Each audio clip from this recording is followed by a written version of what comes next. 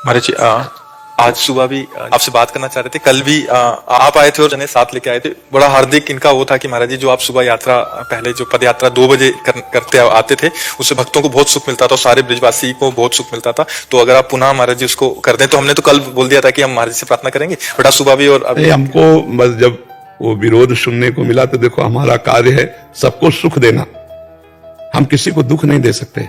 अच्छा आप देखो लाखों लोग बाहर के आते हैं, कोई कीर्तन कर रहा है, कोई नाच रहा है, हमें तो लगता है कि धाम के लिए तो महाउत्सव है, पर अगर किसी को दुख लगे तो हम सब बंद कर सकते हैं। हम दुख देने के लिए नहीं, हम सबको सुख दे। ब्रजवासी तो हमारे आराध्य देव हैं, वो हमें गाली दें तो भी हम सर झुका के उनके सामने रहेंगे। हम एक शब्द नहीं कहा, एक शब्द भी ऐसा नहीं।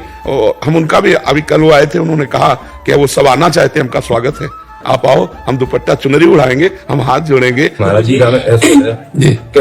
ऐसा 1000 आदमी पद यात्रा में जो यहाँ के ब्रजवासी लोग बोले, मैं तो ऐसा सुना है कोई ब्रजवासी को आपकी यात्रा के दुख है या कुछ भी। हम NRI ग्रीन के बगल में मेरा निजी स्थान है जी जी, तो दोनों टाइम हम दर्शन करते हैं महाराज जी आपके। और इतने भक्त आते हैं, जैसे मैं कल हम आश्रम पे आए, हमने देखा उत्तराखंड से आए, उनको दर्शन नहीं मिले, भीड़ वाली बहुत निराश थे, 2 दिन हो गए उनको। और ब्रजवासी को तो ऐसा कबू है ना, ब्रज में तो संतन की धरोहर प्रेमानंद और हमारे ब्रज की धरोहर है। आपका आरोप तो कोई ऐसा है ही ना जो महाराज जी को जो ढोल नगाड़े बजना है। संकीर्तन की नगरी है महाराज जी, कीर्तन तो ब्रज में कीर्तन होगा, कीर्तन की संतन की नगरी में कहीं भी चले जाओ, जो भी संतन की नगरी में कीर्तन होगा, भजन संध्या भी होगी जी जी। और यहाँ आदमी सिर्फ तपस्या के लिए और नाम के लिए, ठाकुर जी के नाम के लिए।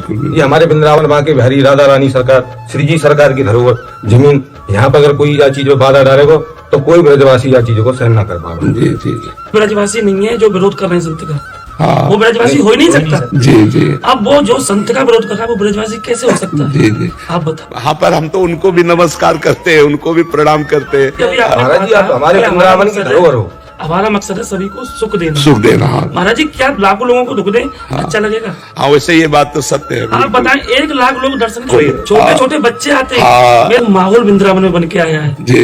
जितनी तरीके से बढ़िया व्यवस्था चल रही है, 1 लाख आदमी खड़े होकर दर्शन कर रहे हैं, किसी प्रकार की कोई भागदौड़ नहीं, कोई भी बदतमीजी नहीं, किसी भी कर्मचारी को परेशानी नहीं। प्यार करो हमसे, पर अब ऐसी आंख मत मोड़ो कि पहले अपने आदत डाल दिए फिर ऐसा नशा चढ़ा दियो, हमारे नशा के बिन रह ना सके। जी जी, नहीं अब बिल्कुल क्या प्रेम है गो बाबा, बखियां मत मोड़ो।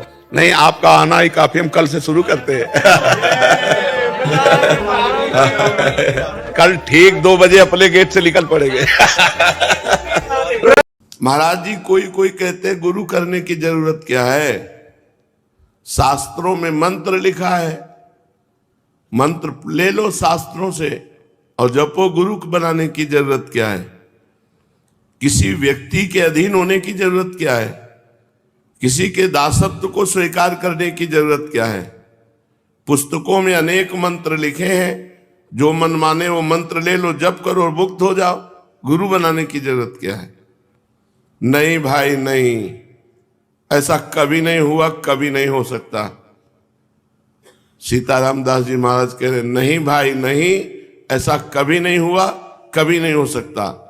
जो मूल व्यक्ति बिना गुरु के श्रीमुख से निकले हुए नाम मंत्र को जपता है पुस्तक आदि देख करके, वो पापी कभी पाप निर्मुक्त होकर मोक्ष को प्राप्त नहीं हो सकता। क्योंकि माता पिता भाई बंधु कोई भी सदगति नहीं करा सकते, एकमात्र गुरु के श्रीमुख से निकला हुआ नाम, एकमात्र गुरु के श्रीमुख से निकला हुआ मंत्र।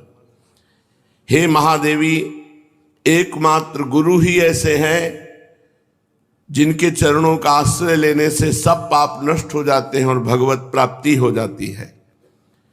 अन्य तंत्रों की साधना, मंत्रों की साधना और गुरु बनाया नहीं तो कभी वो साधक अध्यात्म की उन्नति को प्राप्त नहीं हो सकता, वो अधिकारी ही नहीं है मोक्ष का।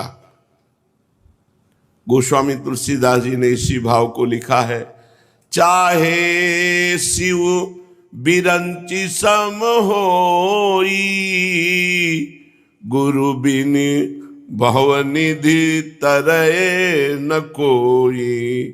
चाहे भगवान शंकर और ब्रह्मा के समान हो, बिना गुरुदेव का वर्ण किए वो परम पद को प्राप्त नहीं हो सकता।